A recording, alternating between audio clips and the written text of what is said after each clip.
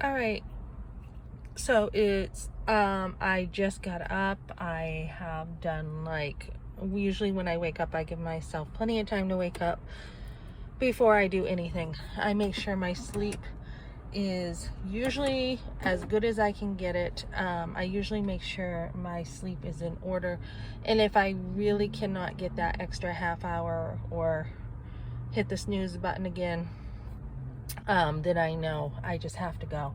So today I'm looking at my time and I'm like, yeah, I just got to get this in. So I had plenty of sleep, had plenty of time to wake up, and just ran over here.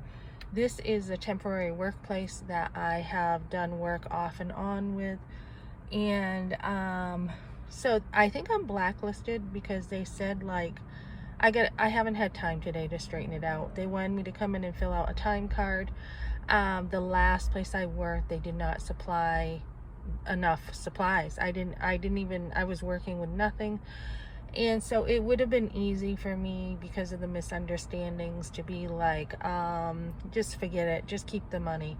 And I was like, no, Melissa, don't tell them to keep the money. You did the work. So I communicated more and said, how long is it going to take me to do this paperwork? And they're like, oh, only 5 minutes. I'm like, oh, okay.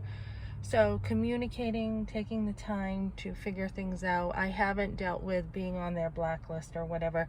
I just had, last time I worked for them, they're like, oh, you didn't show up for a job. And I'm like, I called you. And they're like, oh, okay, yeah, we have it noted. And so this time they're blacklisting me, saying, I didn't finish the job. Well, you know what? They didn't give me the stuff. So I haven't dealt with it, and I think I'm not going to deal with it unless I want more work, then I will. Otherwise, I don't know. At least I'm going to think about it and chew on it, because if it does stay on my record here, that's not going to look good. So I may need to say something. So just communicating with work is really important. I'm going into a job this morning. I am going to stop somewhere and get my time with God in first, because she said come in when you're ready. So I want to get that in first. And there's already been some confusion between cleaning Airbnbs and regular property. I was told that I would probably be at a regular property today, and now I'm being told I'm doing an Airbnb and that I need to buy insurance for this. So I spoke up and just said, I'm confused. I thought this is what you said, and now you're saying this.